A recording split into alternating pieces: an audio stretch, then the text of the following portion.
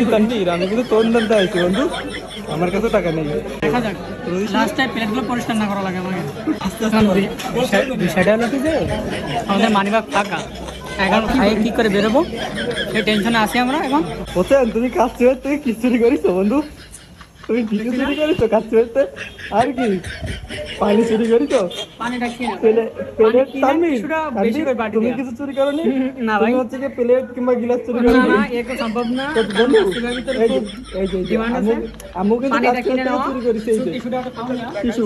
আসসালামু আলাইকুম এভরিওয়ান, কি অবস্থা সবার, কেমন আছেন? আশা করি সকলে খুবই ভালো আছেন। যাই হোক, গত 3 অক্টোবরে আমি গিয়েছিলাম কাচ্চিবাইতে, যাই হোক লং টাইম আগে, তো তার জন্য আমি সরি আগে বলে দিচ্ছি আপনাদেরকে, এই ভিডিওটা পরে আপলোড দেওয়ার জন্য।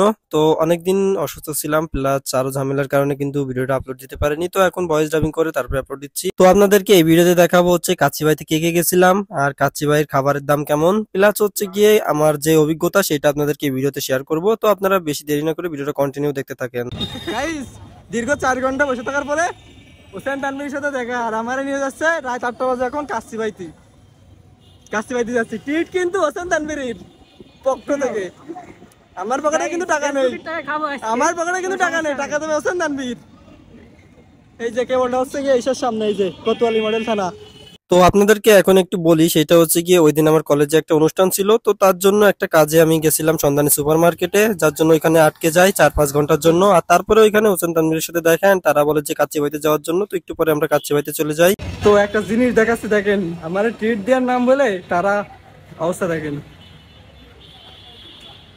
মানে কি বলবো, যাই হোক তাকে ফটোগুলো আগে তুলে দিই। তো তারপরে বাইরে ওদের কিছু ফটোশুট এবং আমার কিছু ফটোশুট করে আমরা চলে আসি ভিতরে। আর ভিতরে এসে দেখি যে এখনো প্রচুর লোকের ভিড়, মানে এখানে আসার প্ল্যানিং ছিল আরো কয়েকদিন পরে। তো জীবনে একটু চালাক না হইলে হয় না, সেটা হচ্ছে গিয়ে এখানে অনেকে দাঁড়াইছিল, আমরা একটু চালাকি করে হচ্ছে এই টেবিলটাতে চলে আসি, আর অনেকে কিন্তু আমাদের আগে গিয়ে দাঁড়াইছিল।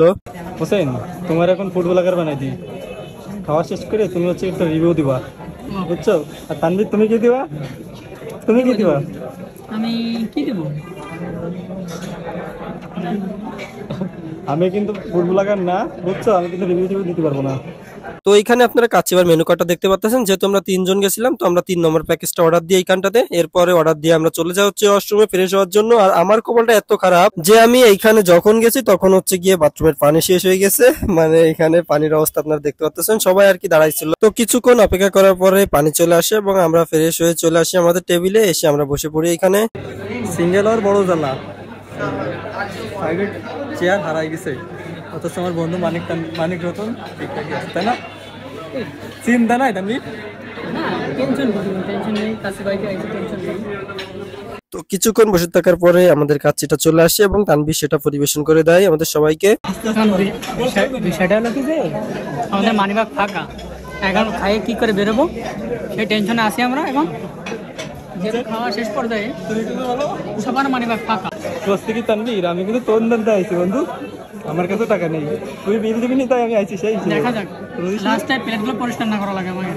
সমস্যা নেই, কিচেনে চলে যাবে না, বুঝিস নি? তো কিছু সময় পরে আমাদের বিলটা চলে আসে, আর আপনারা দেখতে পাচ্ছেন আমাদের প্যাকেজের বিলটা। তো একটু পরে আমরা বিল দিয়ে হচ্ছে কি আমরা এখান থেকে বেরোই পড়ি। Tata, good bye. Gaya Tanvir কই? হোসেন, তুমি কাচ্চিবাইর থেকে কি চুরি করিস বন্ধু? তুমি কিছু চুরি করিস কাচ্চিবাইতে? আর কি পানি চুরি করিস? পানিটা কি না তুমি কিছু চুরি করনি? না ভাই, হচ্ছে কি প্লেট কিংবা গ্লাস চুরি করনি? না এ সম্ভব না, কারণ কাচ্চিবার ভিতরে খুব ডিমান্ড আছে। আমু কিন্তু পানিটা কিনে নাও, চুরি করিস। এই যে টিস্যুটা খাও না, টিস্যু, কাচ্চিবাই টিস্যু, এই যে কাচ্চিবাই, আর এই যে কাচ্চিবাই টিস্যু। তো এখন আসি হচ্ছে গিয়ে রিভিউতে। আমাকে এখানে 10-এর ভিতরে আমি সর্বোচ্চ 5 দিব, তার বেশি কখনোই দিব না। তানভীরের কাছে শোনার পরে নাকি তার খুবই ভালো লাগছে এটা খাইতে। ওর কাছে এখানে রিভিউটা চাওয়ার পরেও সে বললো যে তার কাছেও কিন্তু ভালো লাগেনি। তো এখানে একটা জিনিস ভালো লাগছে, সেটা হচ্ছে কি আমরা হচ্ছে যাই কিন্তু দাঁড়াইনি এখানে, মানে একটা জিনিস চালাকি হয়েছে, সেটা হচ্ছে কি আমরা দাঁড়াইনি, মানে যাওয়ার সাথে সাথে সিট নিয়ে বসে গেছি। সবাই ওয়েটে ছিল, আমরা ওয়েটে ছিলাম না, অনেকে কিন্তু ওয়েটে ছিল এখানে। তারপরে আমি ভাবছি যে কাচ্চিতে কিন্তু আরো অনেক পরে আসার চিন্তা ভাবনা ছিল, কিন্তু হঠাৎ করে চলে আসছি, আর এই আসার ভিতরেই সবকিছু আর কমপ্লিট হয়ে গেছে। সকাল 10:30টার বাড়িতে বেরোইছি, আর এখন বাজে 9টা।